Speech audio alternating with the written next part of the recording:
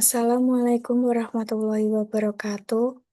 Yang terhormat, Bapak Dr. Insinyur Kuku Kurniawan Dwi Sungkono, Sarjana Teknik Magister Engineering, selaku dosen pengampu mata kuliah Metodologi Penelitian.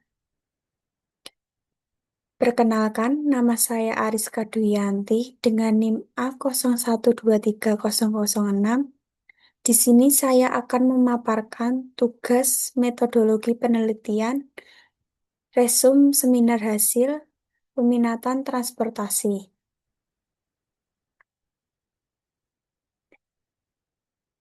Yang pertama, perencanaan perkerasan lentur atau fleksibel pavement menggunakan metode ASTO 1993, studi kasus Jalan Ngadirejo sampai Baturetno, Kabupaten Wonogiri, penelitian oleh Muhammad Rio Yuda Pratama, resum perkembangan infrastruktur dan transportasi di Indonesia meningkatkan kebutuhan akan jalan yang mampu melayani beban lalu lintas secara aman dan nyaman. Ruas Jalan Ngadirejo sampai Baturetno di Kabupaten Wonogiri adalah jalur provinsi yang menghubungkan wilayah selatan Jawa Tengah dengan tingkat mobilitas dan distribusi yang tinggi. Peningkatan volume kendaraan, khususnya kendaraan berat, menyebabkan kerusakan pada beberapa titik jalan sehingga struktur perkerasan perlu dievaluasi dan direncanakan ulang. Penelitian bertujuan merencanakan tebal perkerasan lentur yang efisien dan ekonomis menggunakan metode ASTO 1993 berdasarkan data LHR dan DCP terbaru demi meningkatkan kinerja dan umur layanan jalan. Metode yang digunakan, survei LHR 24 jam, uji daya dukung tanah dengan DCP pada 11 titik, perhitungan tebal perkerasan dengan metode ASTO 1993, hasil penelitian, volume lalu lintas rata-rata sebesar 9.812 kendaraan atau 9.088,6 SMP per hari. Nilai CBR tanah dasar sebesar 6,3%, tebal perkerasan total 18 cm dengan ACWC 4 cm, ACBC 6 cm, ACBES 8 cm. Total RAB sebesar 5 miliar 940.326.000 rupiah. Kritik dan saran, kritik durasi survei LHR hanya 24 jam, kurang mewakili variasi lalu lintas harian dan musiman. Nilai CBR hanya diuji DCP, belum dikonfirmasi dengan uji laboratorium atau CBR rendaman. Hanya menggunakan satu metode, yaitu dengan metode ASTO, tanpa membandingkan metode lain seperti Bina Marga dan Manual Desain Perkerasan Jalan 2017 untuk validasi hasil. Belum ada pembahasan kondisi drainase, padahal air adalah penyebab utama kerusakan perkerasan lentur. Saran, perpanjangan durasi survei lalu lintas minimal 3 kali 24 jam. Tambahkan analisis pertumbuhan lalu lintas dan umur rencana secara eksplisit. Tambahkan perbandingan hasil dengan metode Bina Marga dan Manual Desain Perkerasan Jalan 2017 agar desain lebih teruji. Lengkapi dengan evaluasi atau perbaikan sistem drainase di sepanjang ruas jalan. Yang kedua, evaluasi kinerja Simpang 4 Kalioso pada ruas jalan Solo sampai Purwodadi. Penelitian oleh Andi Pradana. Resum, Simpang 4 Kalioso adalah simpang tak bersinyal pada ruas jalan Solo sampai Purwodadi yang berperan strategis karena menghubungkan wilayah Sragen, Surakarta, Karanganyar, dan Boyolali. Tingginya volume kendaraan yang bergerak lurus maupun berbelok menimbulkan interaksi arus lalu lintas yang tinggi. Aktivitas di sekitar simpang seperti pertokoan, pasar, dan kendaraan keluar masuk menimbulkan hambatan samping yang berdampak pada tundaan dan antrian kendaraan. Kondisi ini menyebabkan penurunan kinerja simpang, sehingga diperlukan evaluasi dengan metode PKJI 2014 untuk menganalisis kapasitas, derajat kejenuhan, tundaan, dan peluang antrian. Metode yang digunakan adalah survei lalu lintas 3 hari, yaitu di hari Senin, Rabu, dan Minggu, pengamatan geometri simpang dan hambatan samping, analisis kapasitas dengan metode PKJI 2014. Hasil penelitian, kondisi existing kapasitas sebesar 2.795 SMP per jam, derajat kejenuhan sebesar 1,06 jenuh, hambatan samping, parkiran kendaraan, pedagang kaki lima, tiang utilitas di beberapa pendekat. Setelah penataan parkiran dan relokasi hambatan fisik, kapasitas naik menjadi 2.949 SMP per jam. Derajat kejenuhan turun menjadi 1, bahwa kinerja membaik meski masih pada kondisi kritis. Kritik dan saran. Kritik, nilai derajat kejenuhan hasil alternatif masih 1, artinya simpang tetap berada pada kondisi kritis atau jenuh. Solusi belum optimal jangka panjang. Belum ada estimasi biaya untuk implementasi penataan parkiran dan relokasi utilitas. Alternatif penanganan lain atau kanalisasi, bundaran, atau sinyal belum dibandingkan. Saran, bandingkan beberapa alternatif penanganan, kanalisasi, atau bundaran, atau sinyal sebelum memilih solusi akhir. Lengkapi dengan estimasi biaya penanganan agar hasil siap dipakai pengambil kebijakan. Libatkan pemerintah daerah untuk menertibkan pedagang kaki lima dan parkir liar secara berkelanjutan. Yang ketiga, perencanaan tebal perkerasan lentur dengan metode ASTO 1993, ruas jalan raya, Grompol sampai Jambangan, STA 0+000 sampai STA 2+300, dan anggaran biaya. Penelitian oleh Hanafi Akbar Gilang Ramadan, Pesum, jalan merupakan prasarana angkutan darat yang berperan penting dalam memperlancar pertumbuhan ekonomis dan mobilitas masyarakat. Kerusakan jalan umumnya diakibatkan oleh beban lalu lintas yang melebihi kapasitas rencana, sistem drainase yang tidak optimal, kualitas material yang tidak sesuai spesifikasi, serta umur perkerasan yang tidak terlampaui. Ruas jalan Grompol sampai Jambangan adalah jalan kolektor yang melewati kawasan industri, permukiman, dan persawahan, dengan kondisi existing cukup rusak atau aspal berlubang, terkelupas, dan retak, sehingga mengganggu kenyamanan dan keselamatan pengguna jalan.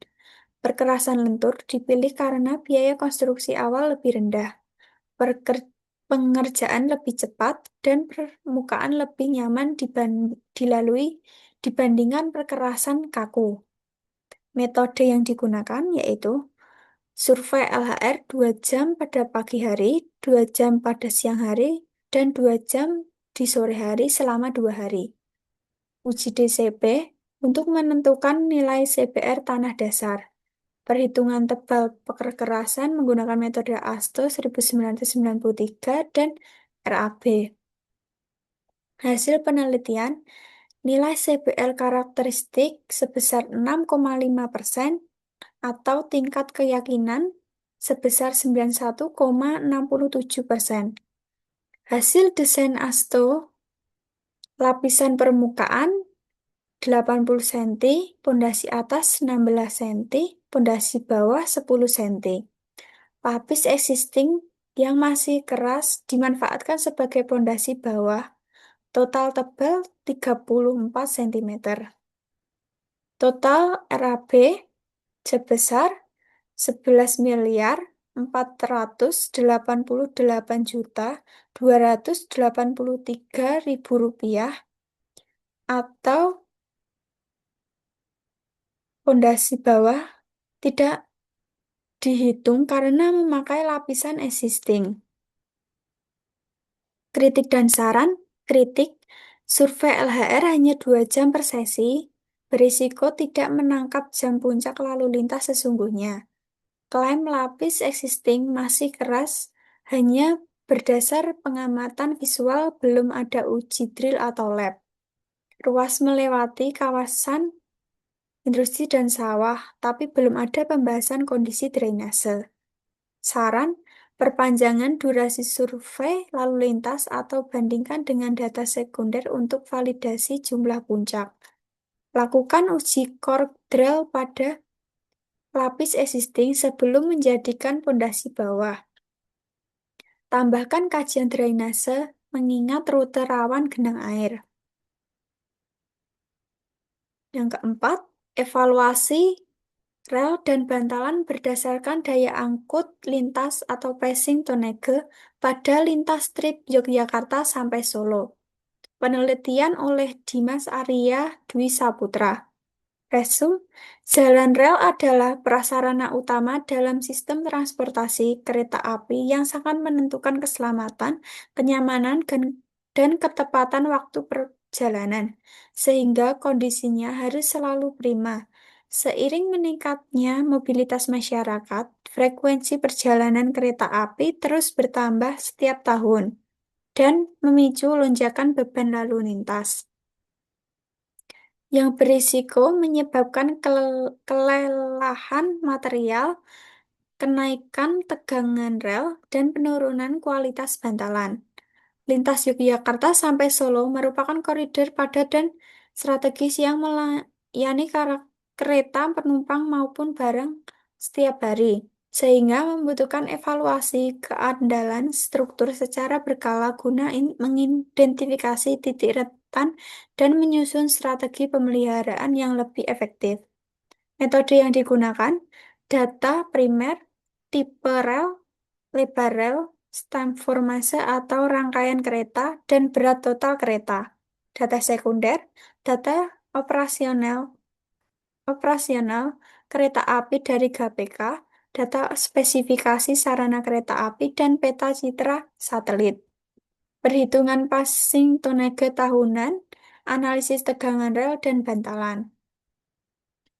Hasil penelitian, passing tonnage tahunan sebesar 29 juta ton per tahun, lintas tergolong kelas jalan rel 1. Tegangan rel existing sebesar 1196,017